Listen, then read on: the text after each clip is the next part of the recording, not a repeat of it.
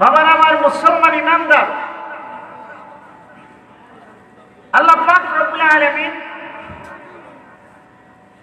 আমাদেরকে এই ধরা দামের মধ্যে পাঠিয়েছেন। এমনিতে কি পাঠিয়েছেন? না, পাঠানোর পিছনে একটা কি রয়েছে? কারণ রয়েছে। কারণটা কি? কারণটা হলো ওয়ামা খালাকতুল জিন্না ওয়াল ইনসা ইল্লা লিয়াবুদুন।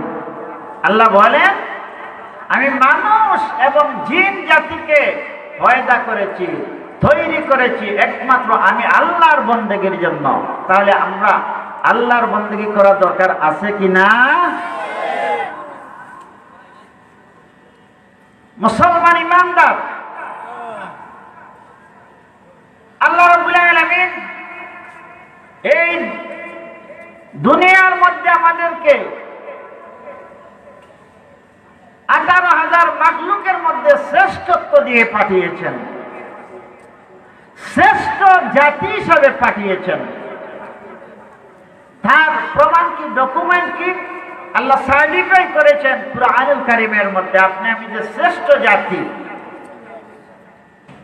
আল্লাহ রাব্বুল আলামিন ইরশাদ করেন, কুনতুম খায়রা উম্মাতিন উখরিজাত লিন-নাসি তা'মুরুনা বিল মা'রুফি ওয়া তানহাউনা 'আনিল মুনকার ওয়া তু'মিনুনা বিল্লাহ। আল্লাহ রাব্বুল আলামিন ইরশাদ করেন, কুনতুম খায়রা উম্মাতিন, আমি তোমাদেরকে শ্রেষ্ঠ জাতি হিসাবে বের করে এনেছি। উখরিজাত লিন-নাস, আমি তোমাদেরকে কি করেছি? শ্রেষ্ঠ উম্মত হিসাবে বেছে নিয়েছি, বের করে নিয়ে এসেছি। এই শ্রেষ্ঠ জাতি হিসেবে, শ্রেষ্ঠ উম্মত হিসেবে আপনার আমার কাজ কি? এই আয়াতের অন্য স্টেপের মধ্যে আল্লাহ জানিয়েছেন, তা'মুরুনা বিল মা'রুফ, তোমরা ভালো কাজের অ্যাডভাইস করো, ভালো কাজের তোমরা কি করো? আদেশ করো।